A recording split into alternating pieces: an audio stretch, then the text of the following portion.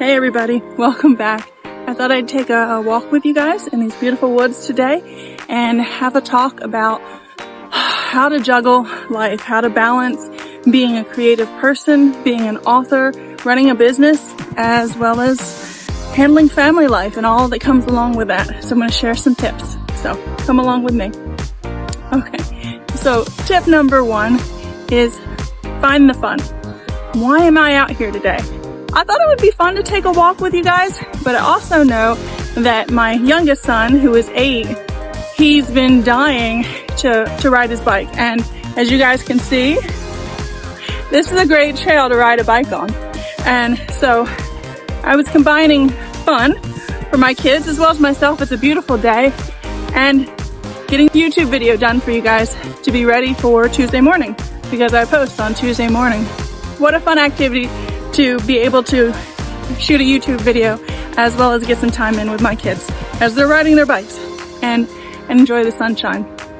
So in each and every day, I'm trying to find some fun things to do because for me, personality type wise, there's this test, the 4 personality types. So there's a couple of different ones like that. But one of them talks about the lion, the beaver, the otter, and the golden retriever. And I'm a beaver. And being a beaver means that I work, and I'm a perfectionist, and I work. And I enjoy working because I like to get things perfect.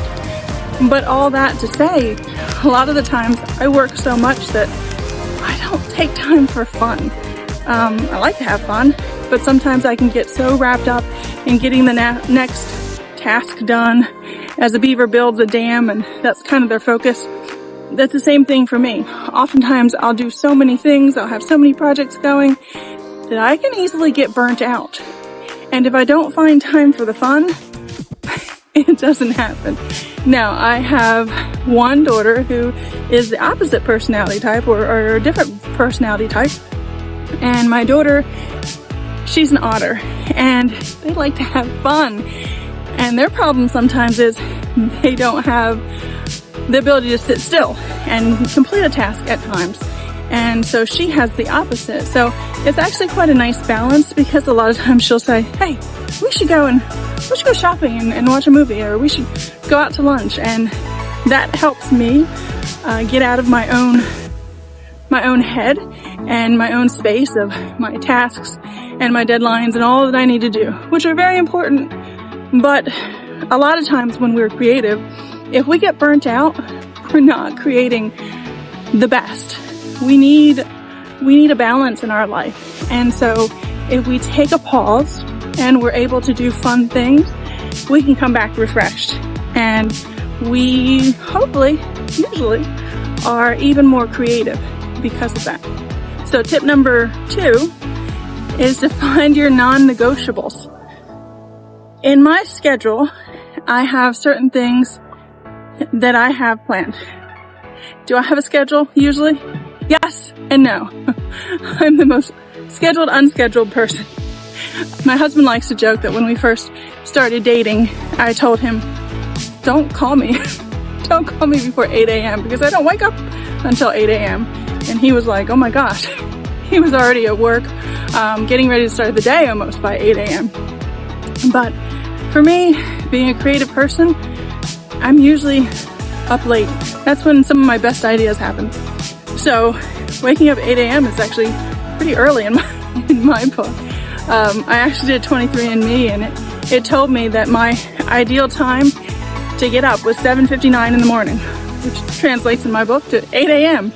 I don't know how they figured that out through our DNA, but it's kind of cool. It kind of tells me, you know, I've been listening to my body rhythm, that I'm not a 5 in the morning person. My schedule is always varied, but there are some non-negotiables, which means that 99% of the time, I find time to exercise 3 times a week. Usually for me, that means Monday, Wednesday, and Friday.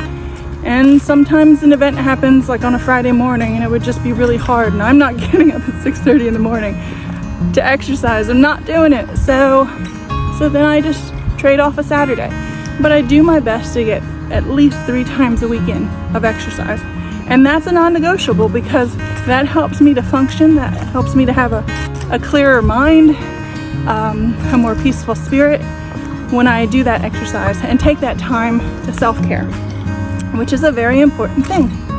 My kids were telling me they have a friend that is doesn't do her own laundry, and I guess if that works for her household, but for me, I start my kids off when they're about 7 years old, so they can do their own laundry, that they can be proud of themselves, but also be grateful for all the other tasks that everyone else in the household does. And it's not just mom doing everything, because it shouldn't be mom doing everything. Pick your non-negotiables and stick to them, and it'll help simplify and balance out your life. Tip number 3 is to put your tote bag away. What's a tote bag? For me, it means a task. Literally, I have tote bags. I know when I was 20, I was like, oh my gosh, tote bags are so old lady-ish. And maybe I've gotten to that point, which is fine. So for me, I have one tote bag that I use for where I teach. I put everything in that needs to go for that week, and then when I come home, I put everything away. And so that task is done. What can you do to separate and segment your different projects? And that way you can pace yourself, you can know what you've done, you can measure your accomplishments. So tip number 4 is to make a storyboard. And so what do I mean by a storyboard? Well, right now in my class at PAZ, where I teach, I have a book art class, and we're working on thumbnails so that we can basically make a storyboard for our book. And a storyboard, it helps you with pacing, it helps you to know what is going to happen next. So for me, when I'm planning events, I can kind of storyboard out my life. And one thing that I use is just the Notes app in my iPhone. You're your own marketer. When you're an artist, you know that there's a lot of different things that have to be planned. So most of those things are 90% done because I have already had one event. And so I'm just replicating, but in different ways. So like one event is at 𝐓𝐡𝐢𝐬, the dance academy that's nearby, and their dancers are going to do a fan dance, and I'm going to have my book reading and book signing and all my coloring pages and things like that. So all pretty much done, just a little bit of advertising.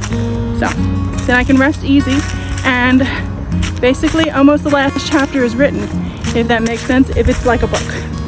Oh, there's a pretty water thing. Hopefully you guys can see that.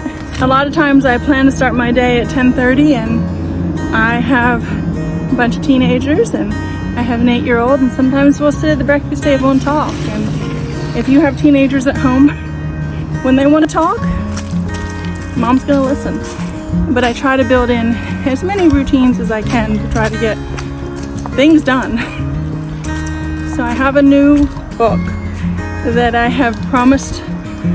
Well, I'm going to be the illustrator alone this time, and I'm working with an author, and I have promised her that we will start in November.